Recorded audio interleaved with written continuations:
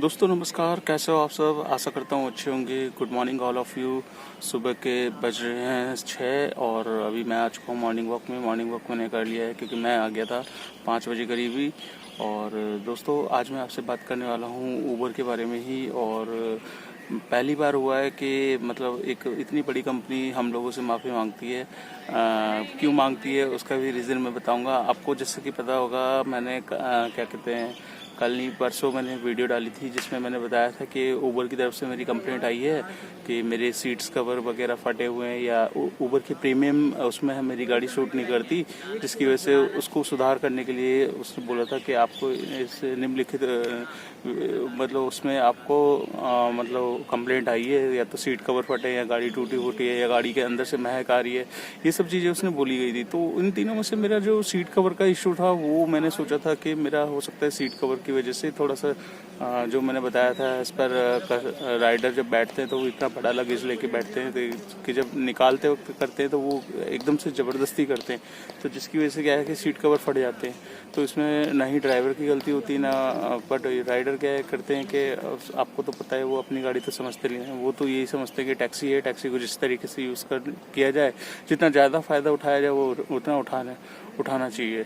तो ऐसे ही जैसे मैंने परसों ये बताया था, आपको जानकारी दी थी, तो कल रात में ही मतलब कल एक्चुअली शाम के टाइम आ चुका था मैसेज, तो मैं इनबॉक्स में देखना भूल गया था। तो आज मैंने मॉर्निंग में देखा इनबॉक्स में, तो बाकायदा ऊबर का माफ़ी भरा संदेश आ रखा है। क्या संदेश है आप यहाँ साइड में देख सकते हैं कि मतलब ये गलती से आप सभी को मैसेज चला गया है और मतलब इसके ऊपर मतलब आप वो मत समझिए आपके ऊपर कोई कंप्लेंट है, बाकी ये ऊबर की तरफ से गलती है और ऊबर अब इस तरीके के मैसेज भेजने में माफ़ी मांगता है। तो ये सब चीज़ें उसने माफ़ी मांगी है तो बड़ा अच्छा लगा। मतलब यार इतनी बड़ी कंपनी मतलब पहली बार कम से कम मांग तो रही है, अपनी गलती महसूस कर रही है। नहीं तो हमेशा गलतियाँ तो आपको पता ही है ड्राइवरों की ही मानी जाती है, ना ही पैसेंजर की मानी जाती। तो ये सब चीज़ें हैं तो मेरे को अच्छा लगा। मैंने कहा चलो यार इस पे बताता हूँ मैं अपने भाइयों को कि भाई ऐसा है। तो मतलब ये है कि अब मेरा अंदर से थोड़ा सा डाउट क्लियर हो गया कि चलो यार मेरी कोई कंप्लेंट नहीं है, क्योंकि देखो अब आप अपनी तरफ से अगर काम परफेक्ट कर रहे हो, सारी चीज़ें वो कर रहे हो, कोई ऊबर के साथ गलत नहीं कर रहे, तो ऊबर कैसे फिर आपको गलत मैसेज दे सकता है। तो मे भी मुझे थोड़ा सा डाउट था कि मेरी सीट कवर्स का वो है, बट जो इशू है मेरा वो मैं ठीक कर लूँगा। तो दोस्तों अभी भाई जो है वो इस लाइन में नए हैं, तो अभी उन्होंने गाड़ी चलाना स्टार्ट किया है। तो उनको एक डाउट था, उन्होंने ये पूछा कि भैया मैं लखनऊ में गाड़ी चलाता हूँ और लखनऊ में एयरपोर्ट से अगर मैं कस्टमर का पिकअप लेता हूँ तो वहाँ पर 90 रुपये की स्लिप कटती है एयरपोर्ट से।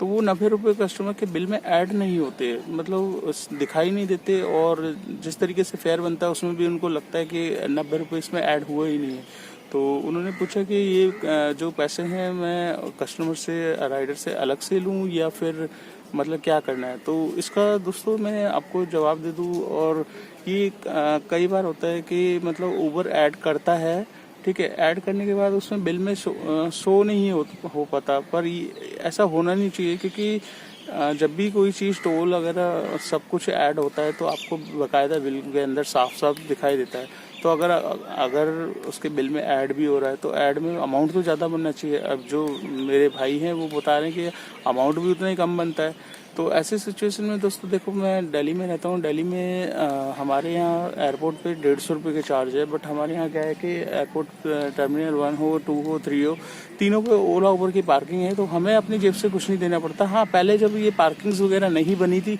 तब हमें 150 रुपये पे करके जाना पड़ता था, तो उसमें काफ़ी डिफिकल्टी होती थी हमारे, क्योंकि अब बुकिंग आ जाती थी हमारे बाहर से हम बुकिंग लेके, जैसे हमने बुकिंग एक्सेप्ट करी वैसे ही हम सोचते थे भाई अंदर ही खड़ा होगा पैसेंजर, पिलर्स नंबर के हिसाब से वो बताते थे भाई इस पिलर पे खड़े हैं, या कई बार फ़ोन भी नहीं आता था, पर हम ऐसे ही सोचते थे यार चलो कोई नहीं, बंदा खड़ा होगा अंदर, तो 150 की स्लिप कटवाई। और जब अंदर पहुंचते थे हम तो अंदर क्या होता था कि राइडर ही नहीं है, राइडर का फ़ोन स्विच ऑफ है, राइडर मतलब, और अंदर जाते ही कैंसिल भी हो जाती थी बुकिंग। तो क्या होता था 150 रुपये हमारे तो चले जाते थे। तो जिसकी वजह से क्या है कि काफ़ी डिफ़िकल्टी होती थी। और फिर वहाँ से आपको पता है 8 मिनट की दिल्ली एयरपोर्ट्स पे वेटिंग टाइम है, सिर्फ 8 मिनट के अंदर आपने अगर पिकअप ले लिया तो ठीक है, वरना ना आपके 150 रुपये दोबारा से चार्ज होने लग जाएंगे।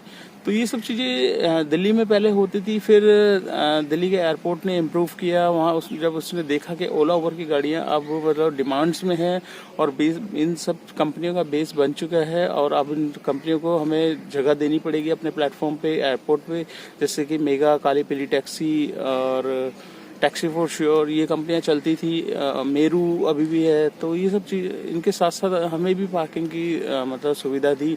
तो अब क्या है कि दिल्ली में जो भी हेडेक है पार्किंग की वो ओला उबर के ऊपर ही है। ओला उबर पर गाड़ी की एंट्री वो अपने आप हिसाब से दे देता है, जितनी गाड़ी एंट्री होती है। तो हमें मतलब हमारे बिल में ऐड होता तो है कस्टमर का 150 रुपये, बट हमें नहीं मिलता, वो ऑटोमेटिकली डीएमआरसी को चला जाता है उबर के थ्रू। तो इससे क्या है कि हमारी भी टेंशन ख़त्म हो जाती है कि हमें कोई पैसे पे करने हैं और हम आराम से ओला उबर की पार्किंग में जाके पिकअप ले लेते। तो दोस्तों इनका क्या है कि लखनऊ साइड में देखिए दोस्तों, पहला तो ये है कि पहले आप कस्टमर सपोर्ट पे बात करिए। वो अगर बोलते हैं कि हम बिल ऐड करते हैं तो आप उनको बताइए कि बिल में ऐड नहीं हो रहा सर, ऐड कहाँ हो रहा है आप मुझे ये बताइए, ठीक है। बिल की स्लिप में ऐड होना चाहिए ना, जैसे एज पर आप कहीं भी टोल देते हो, स्टेट टैक्स का देते हो या वैसे टोल बैरिकेटिंग वाला जो होता है एक स्टेट से दूसरे स्टेट पे जाने वाला, तो उसमें भी टोल अमाउंट ऐड होता है। तो इसका टोल क्यों नहीं ऐड होता? तो अगर वो मतलब बात को गोलमोल करते हैं तो फिर आप दूसरे ड्राइवर भाइयों से पता करिए, दूसरे जो लखनऊ में चलाते हैं। तो मेरी जो वीडियो जो देख रहे होंगे भाई जो लखनऊ के हैं, तो वो प्लीज़ इस भाई को बताना कमेंट्स करके, और मतलब मुझे भी बता देना कमेंट्स करके कि ये बिल में ऐड होता है कि नहीं। क्योंकि दिल्ली में भी दोस्तों यहाँ पर एरो सिटी जगह है, नई दिल्ली रेलवे स्टेशन है, दो जगह अभी हम लोगों को भी प्रॉब्लम आई थी। एरो सिटी यहाँ पर क्या है कि डीएमआरसी का ही है, काफ़ी प्रीमियम होटल्स है यहाँ पर। तो यहाँ अंदर पहले क्या है कि पहले ऐसी गाड़ियाँ चली जाती थी अंदर, तो अब क्या कर दिया इन्होंने, चार्जेस लेना स्टार्ट कर दिया। 30 रुपये मतलब 30 रुपये के हिसाब से आपको 8 मिनट तक की स्लिप का वैलिड टाइम है। 8 से फिर 10 कर दिए थे इन्होंने, 10 मिनट तक आप अंदर जा सकते हैं। 10 मिनट के अंदर आपको अगर दोबारा उसी वहीं होटल से दूसरी बुकिंग आ जाती है तो आपके 30 रुपये लगने, या फिर आप वहाँ से बाहर निकल के फिर दोबारा से। तो ये काफ़ी दिनों तक दोस्तों इसने ऐड करना, मतलब काफ़ी दिनों से ऐड किया नहीं था, ओला उबर दोनों ने ही। तो काफ़ी ड्राइवर भाई ने विरोध किया जब हमने अलग से इसके चार्जेस लेना स्टार्ट किए। जब ओला के कस्टमर ने कंप्लेंट करी तो काफ़ी दिनों बाद इसने फिर हमारा टोल ये 30 रुपये का जो है वो मतलब कस्टमर के बिल में ऐड करना शुरू किया। तो अभी दोस्तों ये लगा लो कि नई दिल्ली स्टेशन पे भी यही सेम सिचुएशन थी।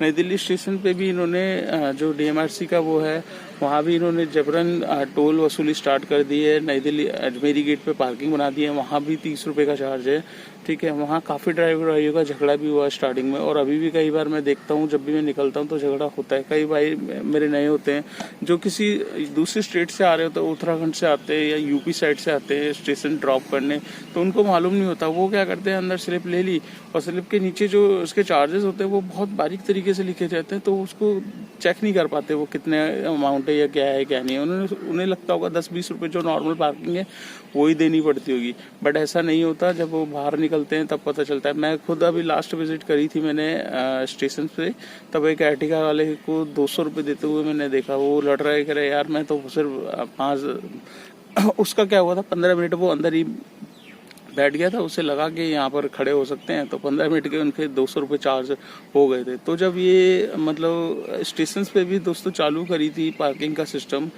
तब स्टेशन पे भी हमें दिक्कत हुई थी। स्टेशन पे ऐड करना मतलब 2-3 महीने तक ओला उबर ने किसी ने ऐड नहीं किया था, तो हम पहले ही अजमेरी गेट की जो बुकिंग होती थी उस पर हम पहले ही कस्टमर को बोल देते थे भैया 30 रुपये का चार्ज एक्स्ट्रा लगेगा अंदर अगर आपको जाना है, अदरवाइज आप बाहर गेट पर उतर सकते हैं, तो कोई चार्ज नहीं है। अंदर आप जाओगे तो 30 रुपये का चार्ज है 8 मिनट के लिए, और मतलब 20, मैं तो अपनी तरफ से 85 ही रुपये बोलता था उनको, क्योंकि 10 मिनट के बाद सीधा 50 रुपये, 8 मिनट के बाद 50 रुपये चार्ज हो जाता। तो कई बार काफ़ी ट्रेन आ जाती थी वहाँ से। अब बैरिकेटिंग 3 है और लंबी लंबी लाइनें लग जाती है, तो हम तो लाइन में लग गए, बट हमारे आगे 15 गाड़ी हैं तो उसमें फिर पूरा टाइम हो जाता है। तो दोस्तों अभी ये लगा लो कि मैं उस भाई से बोलना चाह रहा हूँ कि आप पहले वहाँ पर ट्राई करो, ड्राइवर भाई से पूछो कि क्या सीन है, और थोड़ी बहुत होती है दिक्कतें, और क्या पता आपका दोबारा से ऐड होना स्टार्ट हो जाए। टोल नहीं होता है ऐड तो फिर आप राइडर से अपना टोल पूरा लेने की कोशिश करिए, क्योंकि हम नहीं चाहते कि आपकी जेब से ही पैसे लगे। यार आपने गाड़ी ली है, आप कमाने के लिए लिए हैं, गंवाने के लिए थोड़ी ना लिए। तो दोस्तों आशा करता हूँ ये ब्लॉग आपको अच्छा लगा होगा। वीडियो अच्छी लगी तो लाइक ज़रूर करना, चैनल पर फर्स्ट टाइम है तो चैनल को सब्सक्राइब कर लेना, दोस्तों के साथ शेयर करना मत भूलिएगा। तो मिलते हैं नेक्स्ट ब्लॉग में। और आज की अर्निंग कितनी होगी, अभी मैं निकलता हूँ यहाँ से घर, और टाइम हो गया 6:15 बज गए हैं। तो यहाँ से फिर घर निकलते हैं, घर निकल के गाड़ी वाड़ी साफ़ करेंगे। उसके बाद आज की अर्निंग जितनी भी होगी वो मैं आपको नेक्स्ट ब्लॉग में बताऊँगा। ठीक है दोस्तों, तो मिलते हैं नेक्स्ट ब्लॉग में। Till then bye.